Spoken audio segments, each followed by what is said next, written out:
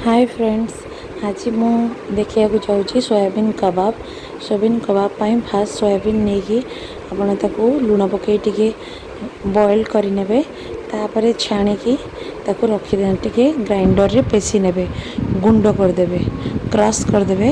Crush कर सारा परे सेथिरे देखंतु मु एबे तो ग्राइंडर रे क्रश करिया पई नै छी। एबे देखंतु क्रश कर सारा परे सेथिरे कॉर्नफ्लोर पाउडर आउ बेसन आउ कंचा लंका पियाज गोटा जीरा रसुण छेचा आप चाहिए टिके चिकन मसला भी पकई पारे कि आउ से टिके लेंबू चुपुड़ी देवे टे चटपटा लगे ना चाट मसला थे पकई पारे।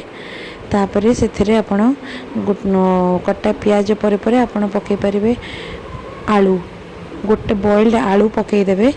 तापर आपण ताको चकटी नेबे चकटिला परे ताको गोल गोल करी कबाब साइज रो हाथ रे गोल गोल करी नेबे।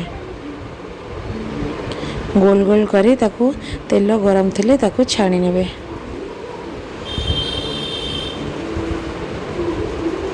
देखंतु